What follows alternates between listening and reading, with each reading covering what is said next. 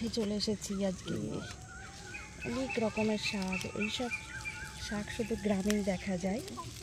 এই শাকের কিন্তু অনেক গুণ আছে। তোমরা দেখো কত রকমের শাক। মাঝখানটা প্রচুর শাক দেখতে হেভি শাক। আস্তে আস্তে আগে মাঝখানে চলে যাবে, এখান থেকে ঘেরা চলে যাবে মাঝখানে। এ বাবা, এইগুলো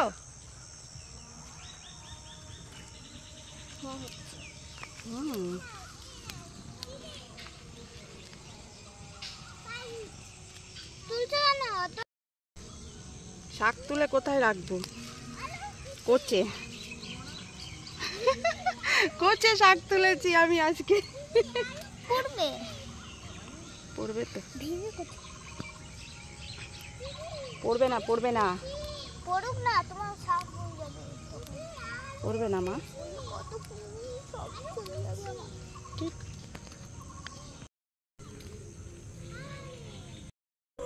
দেখো কি দারুণ ছুটি।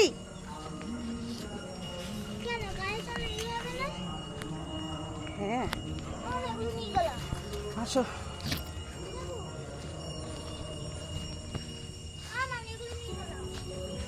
ওগুলো কি হবে?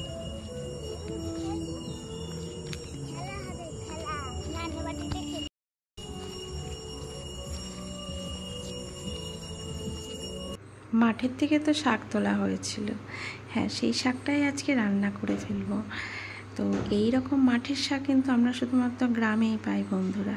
হ্যালো এভরিওয়ান, সবাই কেমন আছো? আশা করি সবাই ভালো আছো। কড়াইয়ে তেল দিয়ে পেঁয়াজ কুচি আর কালো জিরে কাঁচা লঙ্কা ফোড়নে দিয়ে দিয়েছি। পেঁয়াজটা একটু ভাজা ভাজা হওয়ার সঙ্গে কিন্তু আমি একটু রসুনও দিয়েছি। রসুনের গন্ধ শাকে কিন্তু খুব ভালো লাগে।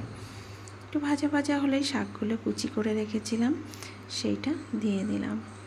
এই শাক কিন্তু খুবই ভালো। এই শাকগুলোর নাম হলো বৌটুনি শাক। এই বৌটুনি শাক খেলে পারে শুনেছি যে ঘুম হয়। এটা সাধারণত গ্রামের ধানের জমির আলে, ফুলের বাগানে, জমিতে এগুলো হয়। দেখো শাকটা লবণ দেওয়াতে কতটা নরম হয়ে গেছে। আর এরকম সবুজ শাক খাওয়া কিন্তু খুবই ভালো।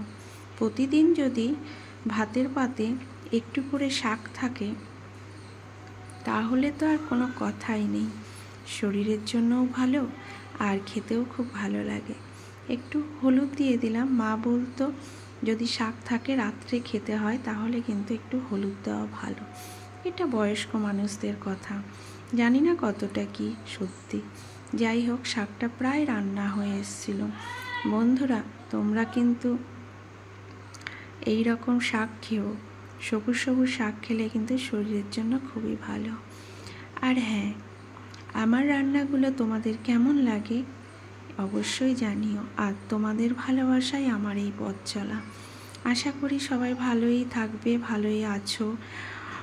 আমি একটু অসুস্থ বলে তোমাদেরকে সেইভাবে ব্লগ দিতে পারছি না। যাই হোক, সুস্থ থাকার চেষ্টা করছি। তোমরা সবাই ভালো থাকবে। দেখো শাকটা রান্না হয়ে গেছে, কি সুন্দর। ভালো থেকো, সুস্থ থেকো।